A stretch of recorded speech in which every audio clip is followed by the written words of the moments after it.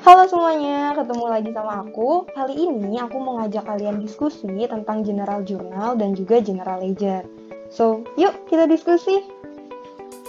Sebelum masuk ke General Journal, aku mau ngajak kalian diskusi tentang accounting cycle dulu nih. Kita kenalan dulu, atau siklus akuntansi ya biasanya disebutnya.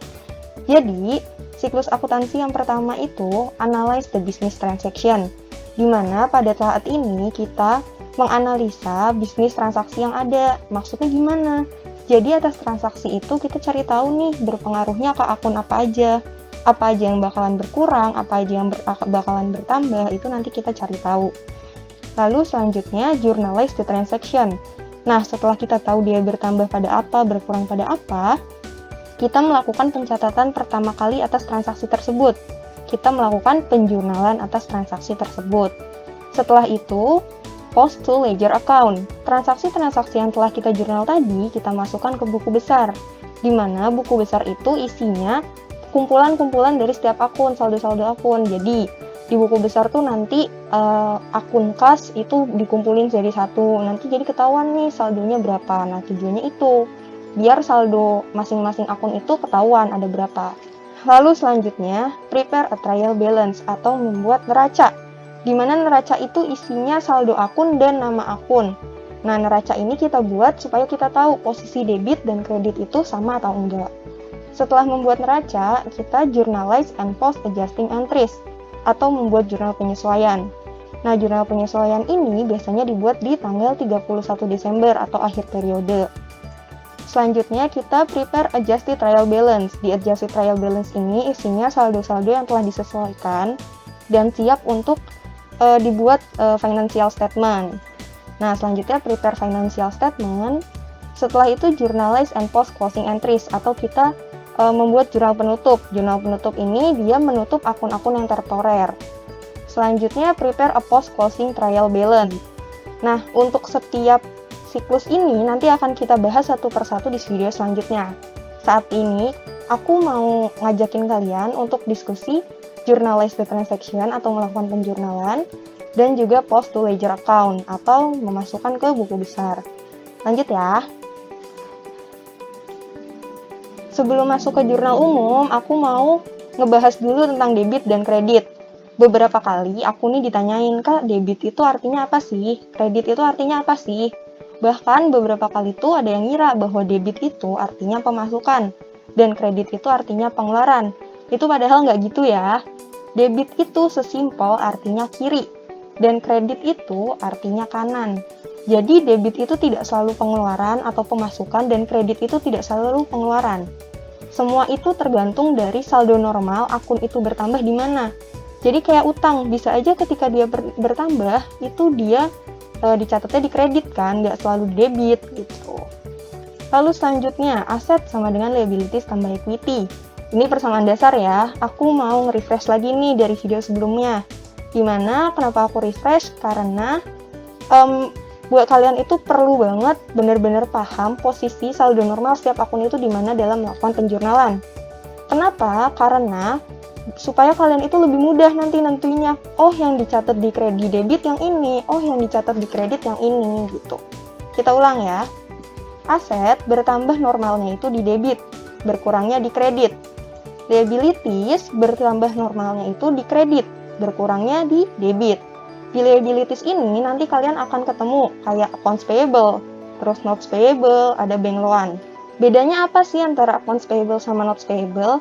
Bedanya itu di accounts payable kalian utang tapi nggak ada perjanjiannya, jadi kayak temen nih, kayak ke temen. Misalkan kalian mau minjem duit ke teman, gue pinjem dong duit 10.000, kan cuma pakai ngomong nih. Nah, itu disebut accounts payable. Kalau notes payable itu biasanya ada hitam di atas putih, jadi ada perjanjian tertulisnya tuh, bahkan biasanya juga ada bunganya. Oke, selanjutnya ya, di equity itu terdiri dari share capital, jadi equity ini dipengaruhi oleh share capital, di mana share capital itu bertambah di kredit, berkurang di debit. Lalu selanjutnya ada dividen. Dividen itu bertambahnya di debit, berkurangnya di kredit. Loh, kenapa gitu? Kan dia bagian dari equity, kan dia mempengaruhi equity. Iya, dividen mempengaruhi equity, tapi dia bersifat mengurangi modal yang kita punya, mengurangi equity yang kita punya. Selanjutnya, retain earning atau laba ditahan. itu bertambahnya di kredit, berkurangnya di debit. Lalu selanjutnya revenue atau pendapatan, itu dia bertambahnya di kredit, berkurangnya di debit. Loh, kenapa gitu? Karena dia bersifat menambah modal kita. Lalu expense, dia bertambah di debit, berkurang di kredit, karena bersifat mengurangi modal kita. Sampai situ semoga bisa dipahami ya. Oke, selanjutnya aku mau bahas jurnal umumnya nih. Nah, di jurnal umum, aku yang pertama kali mau dibahas itu formatnya atau tabelnya. Yang pertama, di kolom pertama itu ada date atau tanggal transaksi. Jadi nanti pertama kali kalian tulis itu tanggal transaksi itu. Lalu, selanjutnya accounts title atau nama akunnya. Di accounts title yang pertama kali kalian tulis itu akun yang ada di posisi debit. Nominalnya nanti kalian tulis di kolom debit ini. Jadi, misalkan dia membayar hutang nih. Berarti kan dia utangnya berkurang. Utang berkurang di debit. Maka yang pertama kali kalian tulis itu hutangnya. Lalu selanjutnya, akun yang ada di posisi kredit. Nah, setelah kalian nulis akun yang ada di posisi debit, baru kalian tulis akun yang ada di posisi kreditnya. Nanti nominalnya kalian tulis di sini, di kolom yang kreditnya. Ini penulisannya tidak boleh dibalik ya, jangan sampai kebalik ya. Lalu selanjutnya, ref, kolom ref. Nah, buat yang kemarin nanya, nomor akun itu buat apa sih, Kak? Nah, nomor akun ini biasanya ditulis di sini nih, di kolom ref atau reference. Nanti dia bakal berhubungan sama general ledger kita. Next ya. Nah, selanjutnya, buku besar atau general ledger.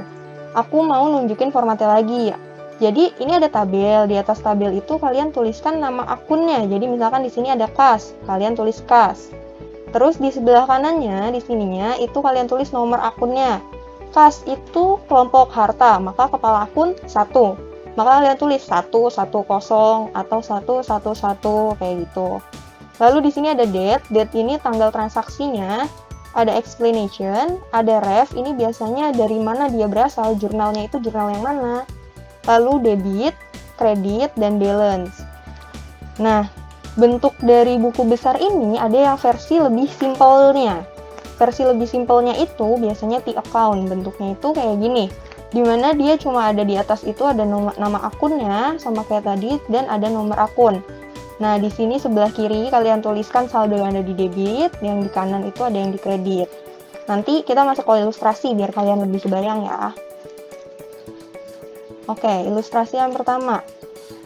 Tanggal 1 September, shareholder itu menginvestasikan 15.000 uang kas ke perusahaan untuk ditukarkan dengan saham nih. Untuk ditukarkan dengan saham, ya kan? Yang pertama kali kita catat adalah general jurnalnya dulu, atau jurnal umum. Di sini ada J1, itu untuk halaman jurnalnya. Lalu kita tulis tanggalnya. Dia terjadi di tanggal 1 September, maka kita tulis 1 September. Lalu selanjutnya, dia bilang dia menginvestasikan kas ke perusahaan. Berarti yang bertambah apa di perusahaan karena dia menginvestasikan kas? Kasnya ya. Berarti yang bertambah kasnya. Maka kita tulis di debit kas sebesar 15.000. Refnya gimana? Refnya kita tulis 101. Kenapa 1? Karena dia kelompok harta. Kelompok harta kepala akun 1. Belakangnya kalian bebas. Bisa 111, bisa 112, bisa 110, bebas. Yang penting kepala ini tidak boleh salah. Lalu selanjutnya di kreditnya terus apa? Dia memberikan uang tunai sebesar sekian untuk mendapatkan saham. Berarti saham kita yang ada di beredar itu bertambah. Berarti di kreditnya ada share capital ordinary sebesar 15.000. Refnya 311. 311 karena saham itu bagian dari equity. Equity kepala 3, maka kita tulis 311. Nah, setelah membuat general journal, baru kita membuat ledgernya. Kita membuat ledger yang pertama itu cash. Kita pindahkan date-nya ke sini, 1 September, karena kita untuk mencatat transaksi yang terjadi di tanggal 1 September. Lalu selanjutnya, nomor akun kita pindahkan ke sebelah kanannya, ke sebelah sini. Lalu setelah itu kita tuliskan debitnya.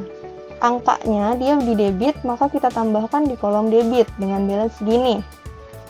Lalu selanjutnya kita bikin buku besar share capital ordinary. Caranya sama ya. Date-nya kita tulis 1 September, ref-nya J1 karena dia berasal dari jurnal 1 ini, J1. Lalu selanjutnya kita tulis nomor akunnya 311, kita pindahkan ke sini. Lalu kita tuliskan kreditnya, angka di kredit sebesar 15.000. Oke, contoh selanjutnya. 1 Oktober, CR Yazici menginvestasikan 10.000 uang tunai kepada perusahaan advertising yang nantinya namanya Yazici Advertising. Ini kurang lengkap ya, ini lengkapnya itu 10.000 ini nanti dia tukarkan dengan share capital ordinary atau saham. Oke, kita bikin lagi ya jurnalnya. Bentuk tabelnya masih sama, kita tulis tanggal 1 Oktober, dia bilang menginvestasikan kas, maka yang bertambah kasnya sebesar 10.000, refnya 101. Untuk mendapatkan saham share capital ordinary, maka kita tulis di kreditnya share capital ordinary, refnya 311. Kita bikin buku besarnya. Nah, tadi kita bikin buku besar yang versi lengkapnya, kali ini aku bikin yang versi T-account-nya ya. Ini kita tulis cash karena kita mau bikin buku besar cash-nya dulu. Lalu kita pindahkan 101 ini dari untuk nomor akunnya dan kita tulis 1 Oktober di kas-nya di debit sebesar 10.000. Lalu selanjutnya kita bikin buku besarnya share capital ordinary. Caranya sama, ini ada share capital ordinary. Lalu kita pindahkan nomor akunnya 311 ke sini. Ingat, kepalanya tidak boleh salah. Lalu dia bertambahnya di kredit, maka kita tulis di kredit 10.000. Lalu, contoh selanjutnya, 1 Oktober, Yazici Advertising membeli equipment sebesar 5.000 dengan menandatangani not payable selama untuk jangka waktu 3 bulan dengan bunga 12%. Nah, ini kan not payable, itu ada jangka waktu, ada bunganya. Dan dia hitam di atas putih. Kita bikin jurnalnya, dia di tanggal 1 Oktober, dia membeli equipment. Berarti yang bertambah apa nih? Yang bertambah equipment-nya, kita tulis di debit, karena equipment bagian dari harta. Kita tulis debit 5.000, ref-nya 157. Dia bagian dari harta, jadi masih kepala 1. Lalu selanjutnya, dia bilang membayar dengan not payable, berarti dia nggak keluar uang kas. Berarti di kreditnya kita tulis not payable kita bertambah sebesar 5.000 dengan nomor refnya 200. Lalu kita bikin buku besarnya equipment dengan nomor akun 157, ini dari sini ya.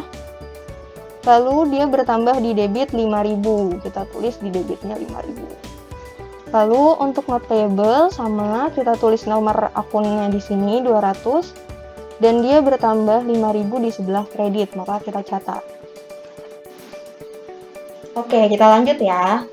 Selanjutnya, pada tanggal 2 Oktober, Yazici Advertising menerima uang kas sebesar 1.200 sebagai uang muka dari klien untuk jasa advertising yang diharapkan akan selesai pada bulan Desember.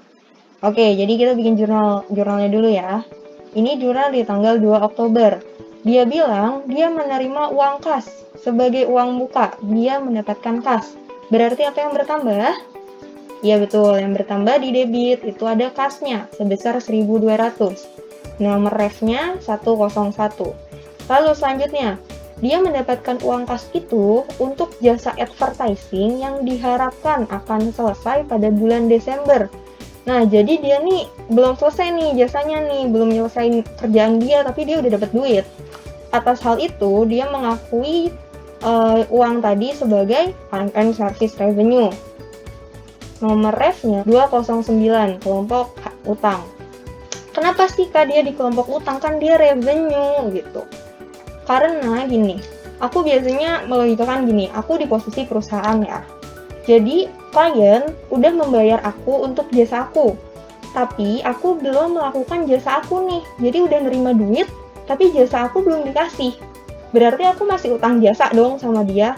Nah, itulah kenapa kita catat dia sebagai utang 209.